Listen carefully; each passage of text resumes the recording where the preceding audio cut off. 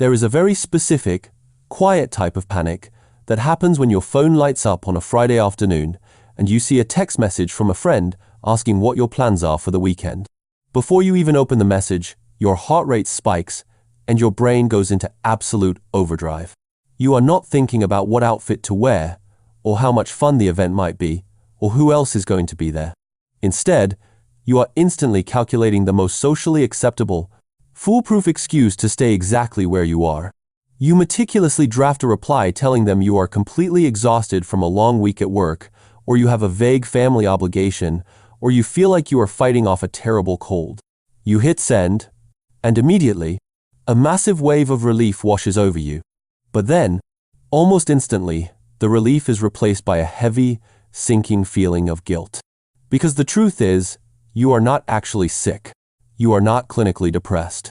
You do not even have crippling social anxiety. You just genuinely, passionately, and without any apology, want to be left alone in your own space. And if this exact scenario sounds like a page ripped out of your own diary, I need you to listen to me very carefully right now. Because, for your entire life, society has been actively lying to you about what is actually happening inside your head. We have been raised in an aggressively loud, extrovert-obsessed culture that treats solitude like a dangerous symptom of a psychological disease. If you express a desire to spend a Saturday night entirely by yourself, doing nothing but reading a book, organizing your room, or just sitting in silence, people look at you with deep, uncomfortable concern. They tilt their heads, lower their voices, and ask if you are okay. They treat you like a fragile, broken thing, or worse, like you are one bad day away from an emotional collapse. Psychologists and society alike have spent decades casually lumping everyone who enjoys their own company into concerning, negative categories. They call you a loner. They call you antisocial. They make you feel like you are a defective, misshapen Lego piece in a world where everyone else seems to effortlessly snap together and build connections. You have probably spent years carrying this quiet burden, wondering if you are fundamentally broken just because you do not crave the noise that everyone else seems to need to survive. But what if I told you that your intense craving for isolation is not a tragic flaw, but an incredibly advanced, highly calibrated neurological adaptation? What if your brain is actually operating on a completely different, much more sensitive frequency than the people around you? Right after this, I am going to show you something that completely shifted my entire perspective on human behavior. You are going to see the exact moment a groundbreaking team of researchers at the University of Buffalo cracked the code on why certain human beings are biologically wired to thrive in complete isolation.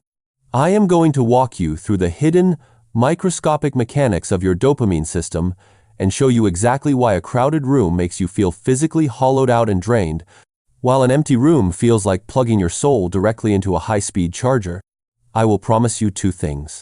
You will discover the undeniable biological proof that you are not crazy, and I will give you the exact psychological framework to determine if your solitude is a healthy, empowering superpower, or if you are secretly using it as a heavy armor to hide from the pain of rejection. You will finally understand the profound, life-changing difference between being helplessly lonely and intentionally choosing to be alone. Let us begin.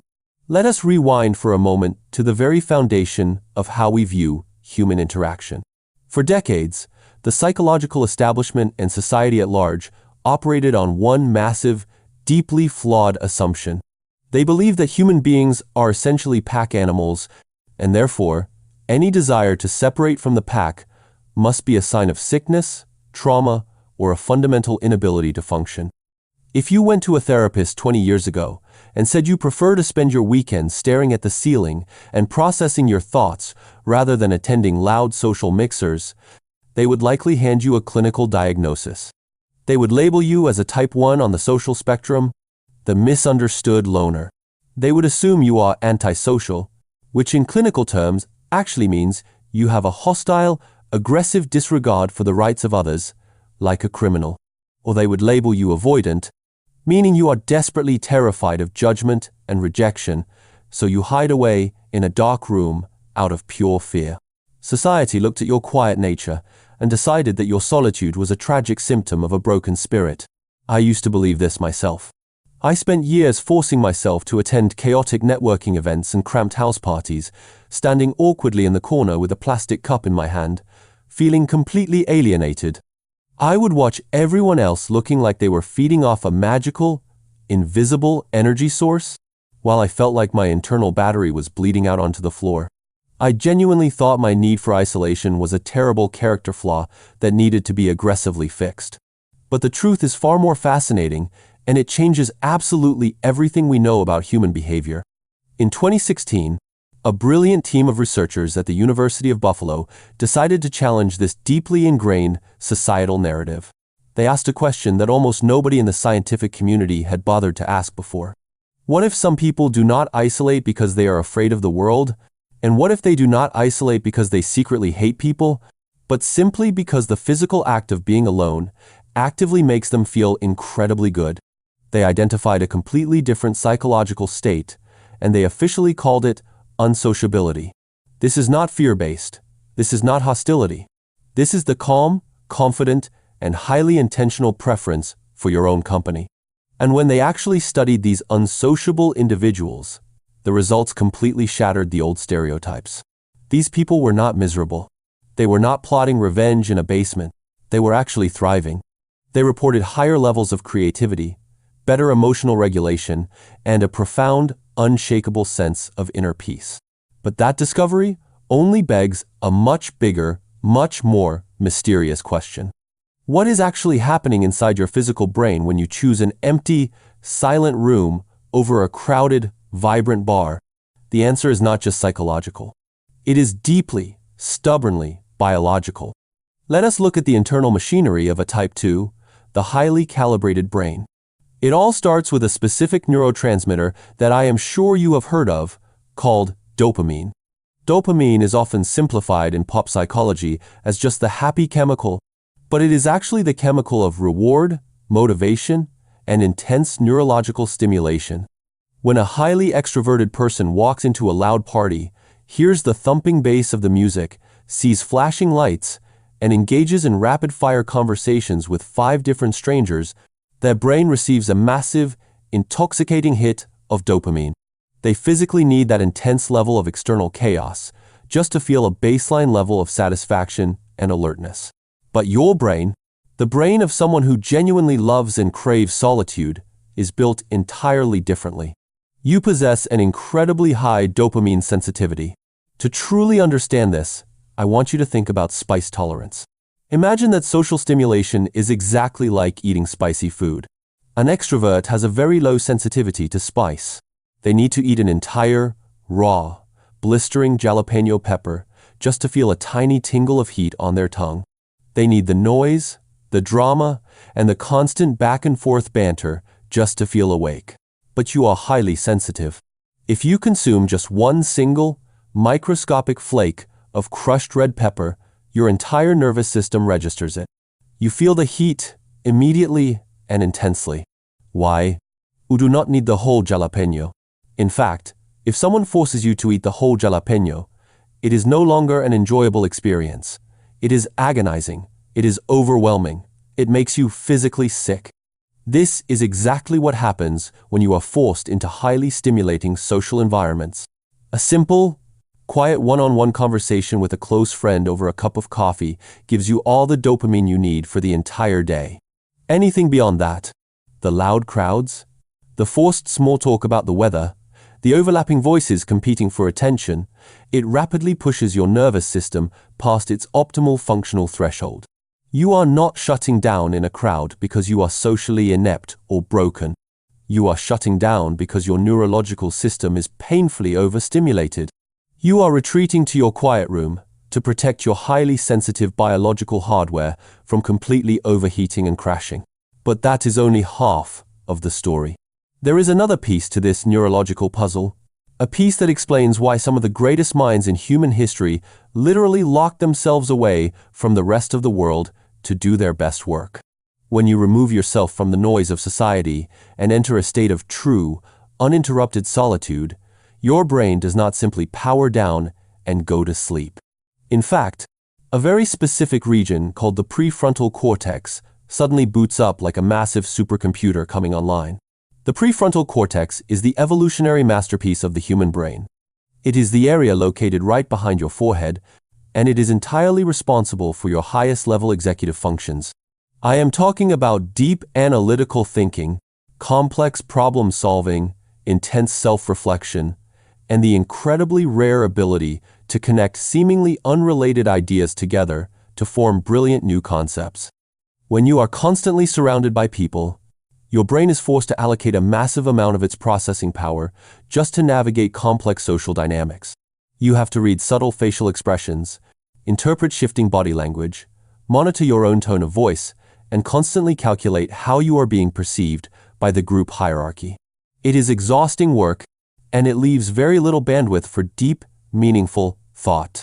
But the exact moment you are truly alone, the moment you shut the door and the external social demands drop to zero, your prefrontal cortex is completely unleashed. You are no longer reacting to the stressful environment around you. You are finally able to explore your own vast internal landscape. This is precisely why breakthrough ideas almost never happen in crowded brainstorming sessions or loud, open-plan corporate offices. True innovation requires the pristine, uninterrupted silence of an isolated mind. This is why Albert Einstein spent countless hours sailing entirely alone on a small boat, just staring out at the open water to process the laws of physics. It is why Isaac Newton made his absolute greatest discoveries about gravity and calculus while completely quarantined at home alone during the Great Plague. It is why the legendary writer Maya Angelou used to rent a cheap, barren hotel room in whatever city she was living in, a room with no pictures on the walls and absolutely no distractions, just so she could sit in absolute solitude and write. She had a perfectly beautiful home, but she knew that her prefrontal cortex required a sensory vacuum to produce pure genius. They understood that solitude is not a prison. It is a highly productive laboratory. But before you get too comfortable, and before you start using this fascinating neurological science as a permanent excuse to completely cut off the outside world forever, we need to have a very difficult, very honest conversation. Because while true unsociability is a beautiful superpower, it is incredibly easy to fake it. And this brings us to a dark, uncomfortable truth that most people actively refuse to admit to themselves. Not everyone who spends their weekends alone is doing it for the right reasons. Some people are not embracing solitude. They are weaponizing it. They are using their isolation as a heavy, impenetrable suit of armor to protect themselves from the brutal vulnerability of human connection. We live in a society that constantly feeds us this romanticized, toxic narrative that we are all just broken, incomplete Lego pieces, desperately searching the world for our matching brick so we can innerly be whole. But the legendary humanistic psychologist Abraham Maslow made a brilliant distinction that completely shatters that idea. He argued that healthy solitude always comes from a place of profound abundance, never from a place of scarcity. Let me break that down for you. When you operate from a place of abundance, you enjoy being alone because you already have a deep well of self-worth. You look at that broken Lego piece narrative and you say, actually, I am a whole set already. You have experienced meaningful connections in the past, and you inherently trust that you are capable of creating them again in the future whenever you choose to. You retreat to your room because you are full, and you simply want to digest your beautiful experiences. You are actively running toward yourself. But when you operate from a place of scarcity, your solitude is entirely fear-based. You are hiding in your room because the outside world feels profoundly unsafe and judgmental. You have convinced yourself that you are a defective puzzle piece that will never fit anywhere, so you decide to take yourself off the board entirely before anyone else gets the chance to reject you. You tell yourself that you just prefer your own company, but the reality is, you are terrified of being perceived, judged, or abandoned. You are not running toward yourself. You are desperately running away from everyone else. This is the ultimate test of your character. This is the ultimate test of your character and your mental health. I want you to look closely at your own life and ask yourself the hard, uncomfortable questions. The next time you feel that desperate urge to cancel a plan, to silence your phone, or to lock your bedroom door, I want you to pause and deeply analyze your underlying motive. Are you running toward yourself to create, to process, and to heal your exhausted nervous system? Or are you actively running away from the world because you are profoundly terrified of being truly seen and potentially rejected? If you are hiding because you feel broken, that is a wound that desperately needs your attention.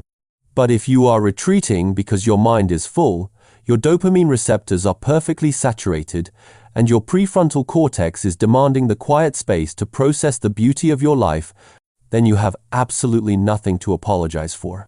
You are operating as a Type 3, the intentional solitude seeker. You have managed to completely redefine what it means to be a functional human being in a modern society that is constantly screaming for your attention. You do not view your solitude as an embarrassing weakness or a social failure. You view it as an elite, high-performance recovery state. You have unlocked a level of self-awareness that most people will never experience in their entire lifetimes. You understand a fundamental truth of human psychology, which is that the absolute quality of your alone time directly dictates the quality of your social time. When you take the time to sit alone, to recharge your biological batteries, and to center your chaotic thoughts, you actually show up incredibly better in your relationships. You are not depleted, you are not secretly resentful of the people around you, and you are not desperately looking for someone else to fix your internal emptiness. You are bringing your entire, fully healed self to the table precisely because you had the courage to sit alone at your own table first. There is an immense, undeniable power in that level of independence. In fact, there are entire cultures that have already figured this out while the rest of the world is still lagging behind. In Japan, there is a beautiful, deeply respected cultural concept called Hittori, which translates directly to alone time. But it is not just tolerated, it is actively engineered into the very fabric of their society and heavily celebrated. They have restaurants featuring beautiful solo seating booths, specifically designed for one person to enjoy a meal in absolute peace. They have movie theaters with luxurious single seats that do not make you feel like an awkward outcast. They even have solo karaoke booths, turning the act of singing alone in a soundproof box into a completely legitimate, highly respected social activity. Meanwhile, in the West, we are still aggressively interrogating people, asking them why they are eating lunch alone as if it is a tragic confession at a support group. It is wild when you really think about it. So, if you are someone who genuinely thrives in the quiet spaces of life, consider this your official, scientifically backed permission slip to completely stop feeling guilty. You are not weird. You are not broken. You are not an antisocial villain waiting to snap. Your brain is quite literally wired to find its deepest restoration and its most brilliant ideas in the pure, uninterrupted silence of solitude. And the world desperately needs more people like you. People who can sit peacefully with themselves, who can think deeply without needing the constant shallow stimulation of a digital feed, and who truly understand the massive difference between a genuine human connection and a toxic, desperate codependency. But understanding your biological need for solitude is only the very first piece of the psychological puzzle.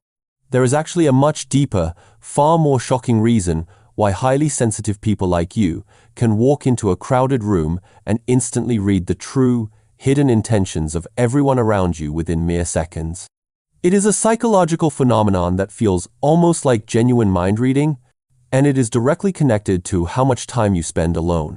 I am going to break down the exact, terrifyingly accurate neuroscience behind this incredible intuition in my next video. And trust me, it is a closely guarded secret that 99% of the population has absolutely no idea exists. You definitely do. Not want to miss this revelation?